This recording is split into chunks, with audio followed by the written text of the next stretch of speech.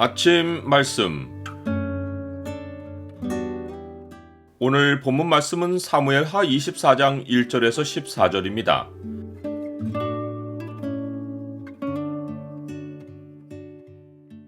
죄로 인한 육체의 고난이 죄를 그치게 한다.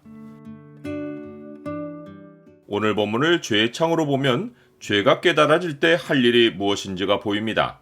죄의 창을 보여주는 구절은 24장 10절입니다. 다윗이 백성을 조사한 후에 그의 마음에 자책하고 다윗이 여호와께 아뢰되 내가 이 일을 행함으로 큰 죄를 범하였나이다. 여호와여 이제 간과없나니 종의 죄를 사하여 주옵소서. 내가 심히 미련하게 행하였나이다 하니라. 사무엘서를 마무리하는 6개의 기록 가운데 마지막이 다윗이 이스라엘과 유다의 인구를 조사한 일입니다. 언제 이 일이 있었는지는 언급이 없습니다. 같은 사건을 기록한 역대상에는 다윗을 격동한 주체가 사탄으로 나옵니다. 사탄이 일어나 이스라엘을 대적하고 다윗을 충동하여 이스라엘을 계수하게 하니라. 이는 욥기에서 확인할 수 있듯이 하나님의 허락하심 아래서 사탄이 다윗을 충동한 것입니다.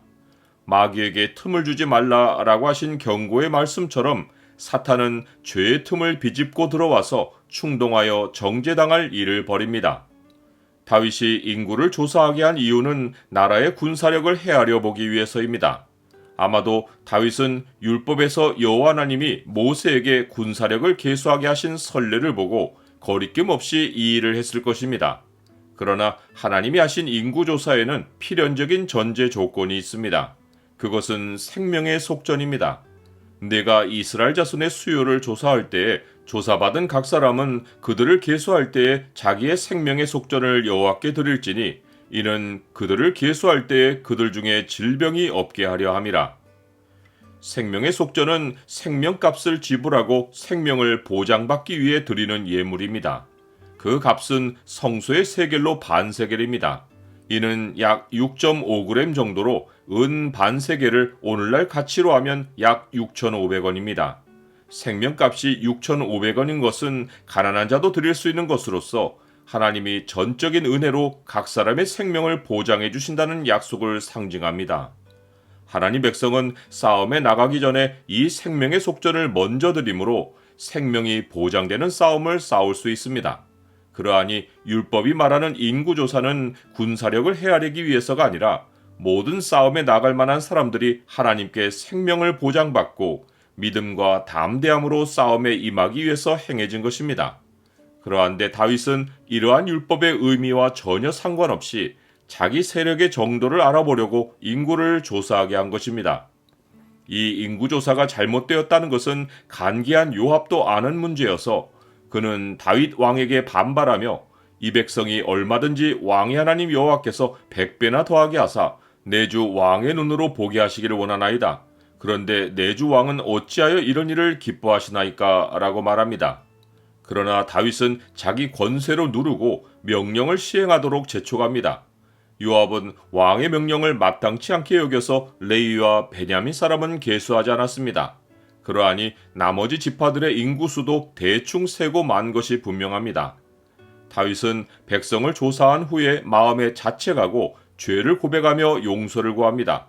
그가 사탄의 충동을 받아 이 일을 했지만 하나님이 이 일로 목적하신 바가 다윗으로 죄를 깨닫게 하시는 것이었는데 하나님이 의도하신 대로 다윗은 하나님께 돌아옵니다.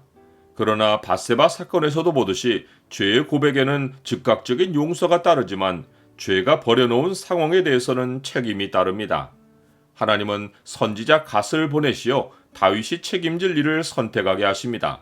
그것은 왕의 땅에 7년 기근이 있든지 왕이 원수에게 쫓겨 석 달 동안 그들 앞에서 도망하든지 혹은 왕의 땅에 사흘 동안 전염병이 있는 것입니다. 죄에 대한 책임을 진다는 것은 고통 중에 처하는 일이기에 다윗은 고통스러워하며 여호와께서는 긍휼이 크시니 우리가 여호와의 손에 빠지고 내가 사람의 손에 빠지지 아니하기를 원하노라 라고 요청합니다. 즉 그는 셋 중에 하나를 선택하기보다 여호와의 긍휼을 얻고 그 고통에서 속히 빠져나오는 길을 선택했고 적어도 원수에게 쫓기는 일은 선택하지 않았습니다.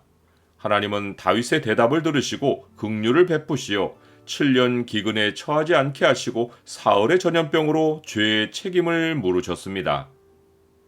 나는 죄 용서를 구하는 것이 죄에 대한 책임까지 받아들이는 것인 줄을 압니까? 하나님이 자기 백성에게 죄를 지은 것에 대한 책임으로 육체의 고난을 겪게 하시는 것은 그들로 죄를 그치게 하려 하심입니다. 죄 가운데 고통은 사람을 멸망하게 하지만 죄 용서에 따른 육체의 고난은 죄를 그치게 하고 남은 삶을 주의 뜻을 따라 살게 합니다. 그리스도께서 이미 육체의 고난을 받으셨으니 너희도 같은 마음으로 갑옷을 삼으라. 이는 육체의 고난을 받은 자는 죄를 그쳤음이니 그 후로는 다시 사람의 정욕을 따르지 않고 하나님의 뜻을 따라 육체의 남은 때를 살게 하려 함이라.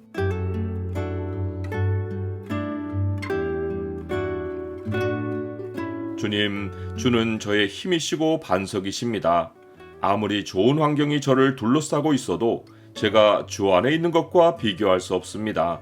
세상이 힘으로 삼는 것에 눈을 두지 않고 영원히 제 생명의 속전이 되신 주께 두고 살게 하옵소서. 예수 그리스도의 이름으로 기도드립니다. 아멘.